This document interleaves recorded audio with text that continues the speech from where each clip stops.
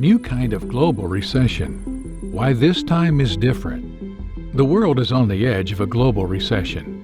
Some of the world's major economies are currently struggling, including China, which is affected by the lockdown, and Europe, which is suffering due to war. According to both the IMF and the World Bank, we are closing in on the greatest global recession since 2008, and there is absolutely nothing we can do about it. What is a global recession? How is it so different this time? Which countries are responsible for it? Stay till the end to learn how this global recession was triggered by war and politics. Major economies are staring at a recession. With the bank warning that the global economy is seriously close to a recession caused by the pandemic and a global financial crisis. The World Bank has put out a dire prediction. It affects all of us. It believes that the global economy may fall into a recession.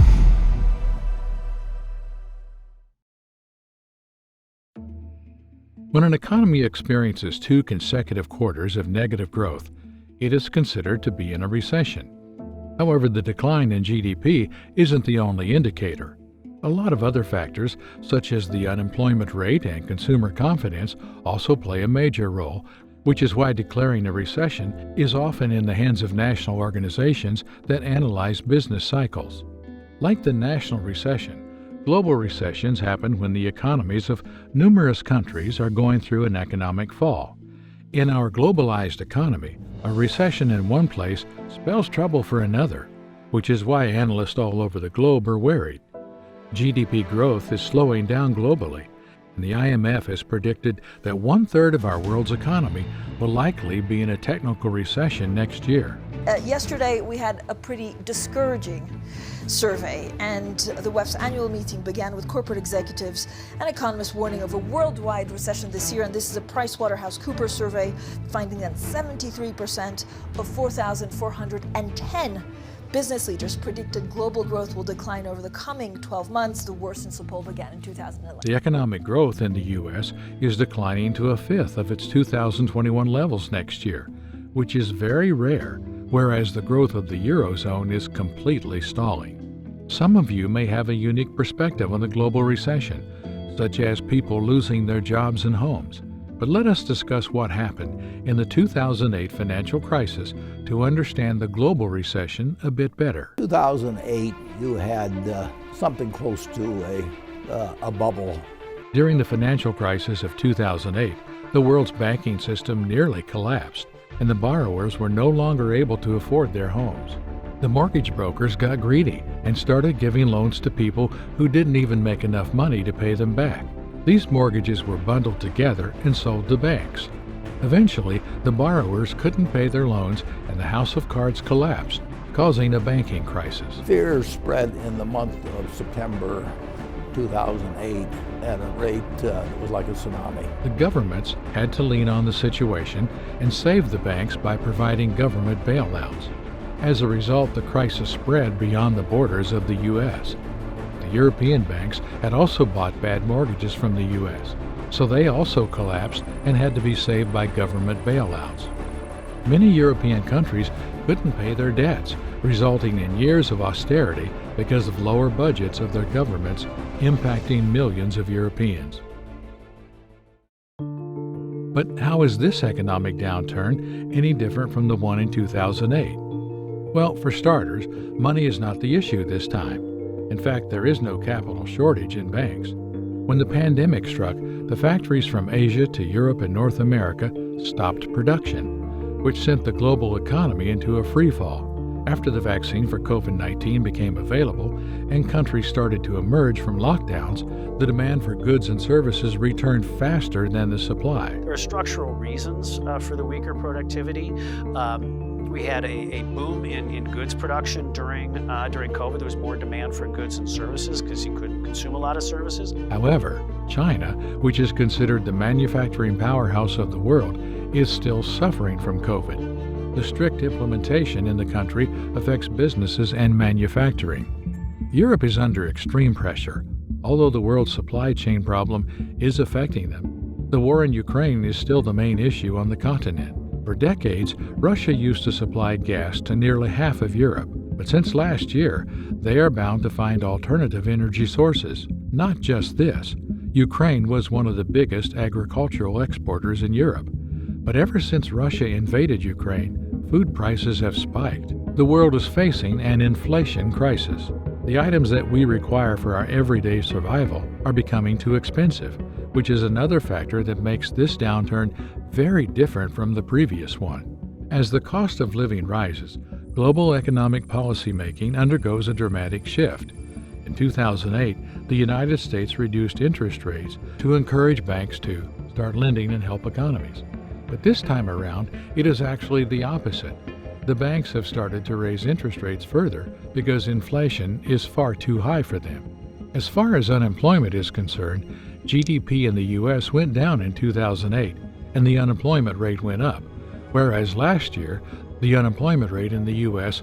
was the lowest it's been in half a century due to people returning to work after the pandemic.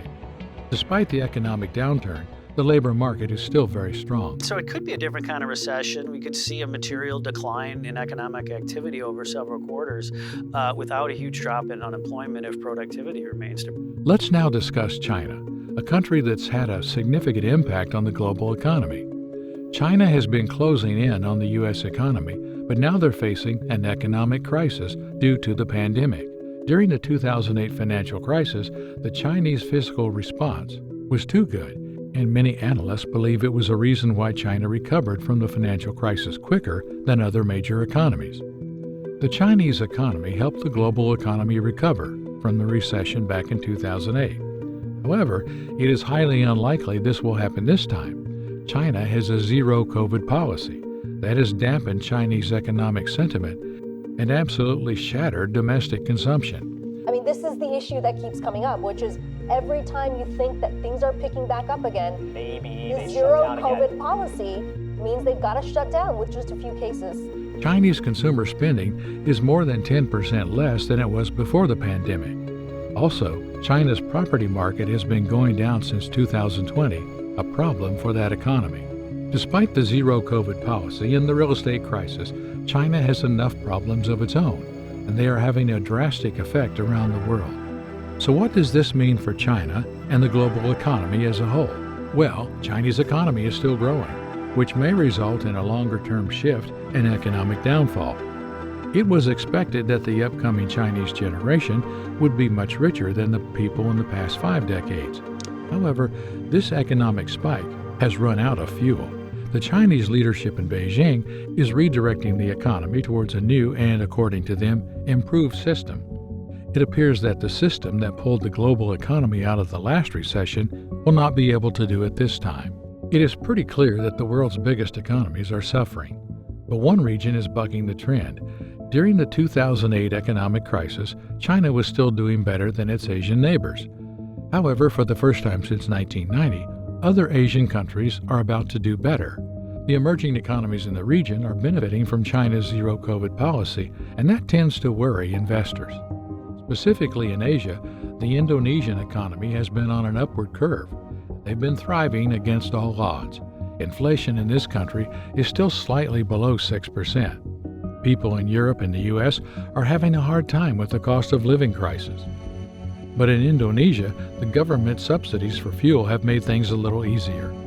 The Indonesian government is setting its own price for gas, which according to them are administered prices. The government had to pay a lot of money for these subsidies, and they might not work in the long run. However, the rise in commodity prices has helped their economy. The coal exporters in Indonesia are bringing in huge revenues, and the country is looking at a promising 2023. The situation during the global recession in 2008 was completely different from our current situation. According to analysts, this economic downturn was not triggered by banks. It was inspired by war and politics. The policymakers and the banks have sufficient tools to react to this financial crisis. No one can force China to make semiconductors or Russia to stop the war and release energy. So much of what is happening right now is out of policymakers' control. In 2008, central banks helped to maintain the economy, but they're only adding to the downturn this time. This downturn is having a pretty obvious effect on our daily routines, such as rising food prices. However, the unemployment rate is far too low as compared to the rate in 2008. Even if we go into recession, and there are still a lot of jobs available for the general public, the energy crisis in Europe, war in Ukraine, and the high cost of living are creating an economy that's hard to predict. Do you think there will be a global recession in 2023? We'd love to hear your opinion in the comments section. If you have reached this far and like this video, subscribe to our channel and click the bell icon so that you never miss out on any of our future updates. I'll see you in the next video. Until then, take care.